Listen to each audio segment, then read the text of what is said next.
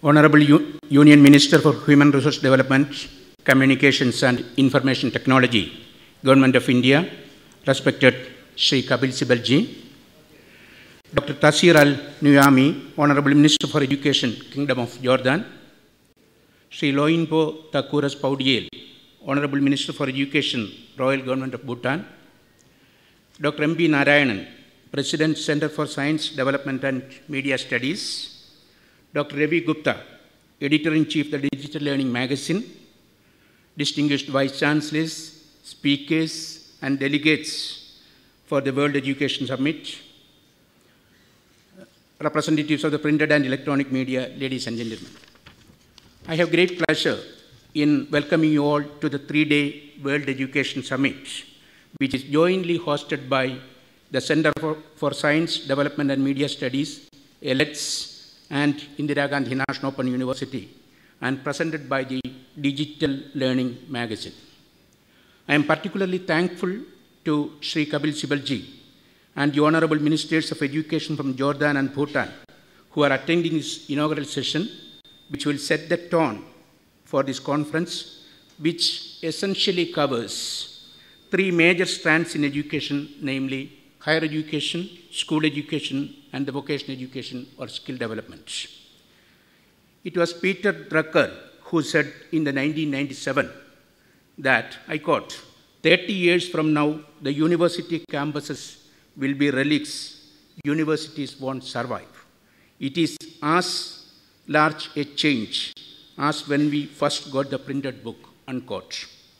14 years have passed since this threatening prediction for the future of universities.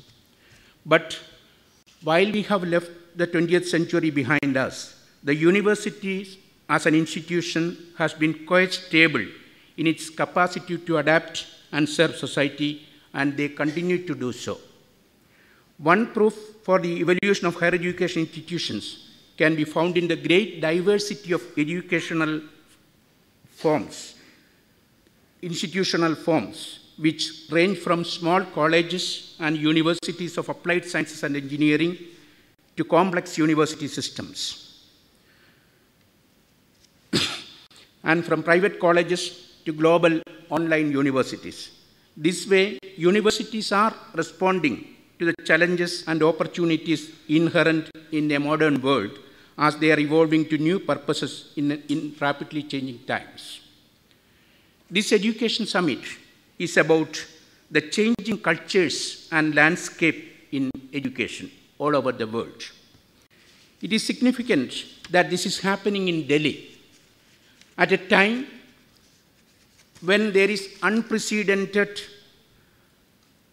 very drastic, profound, progressive education change agenda is in operation. This could be true for any developing country, even developed countries. The interconnectedness of sectors and within sectors, establishments and institutions should be viewed as a major strategy in achieving the targets of education at all levels.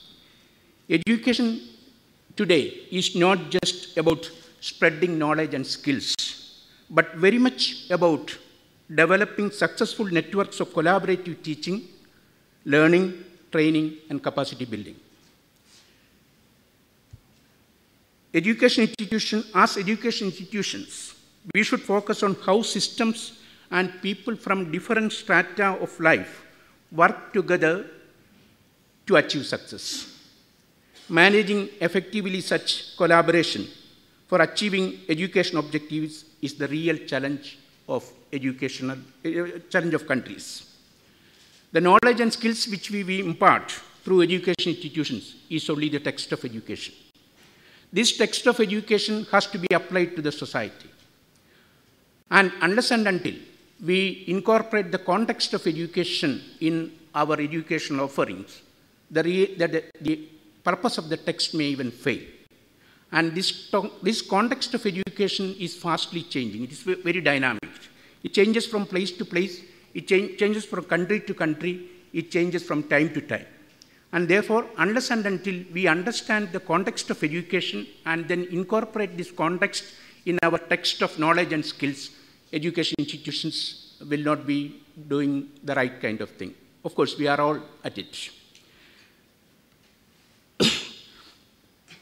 For achieving the objectives of local, regional, and world communities, global higher education must now focus more on teaching how to understand, develop, and utilize relationship networks in the 21st century. This is necessary for tertiary institutions to nurture the type of society necessary for operating in a knowledge-based economy. India is witnessing a great change in educational reforms.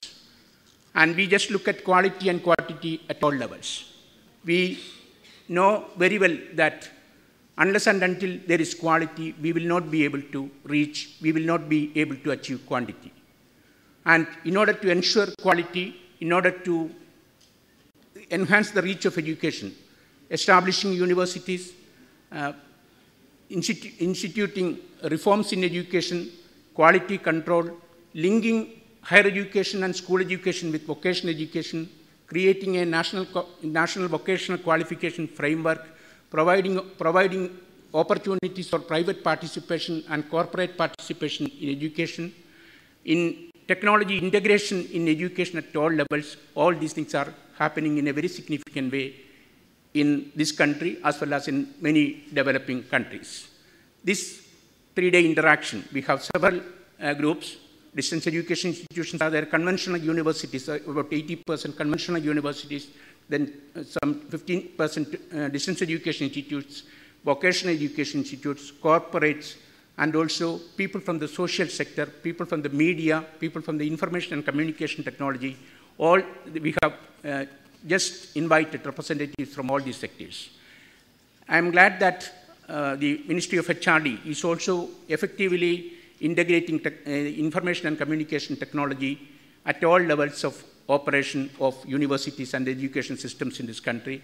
And this conference will give you opportunities to effectively network and how effective collaboration between education institutions, corporate sector, and social sector can achieve the real objectives of education. That is the purpose of this conference. Let me once again welcome you all to this conference, and also let me wish you the very best in the deliberations. Thank you very much.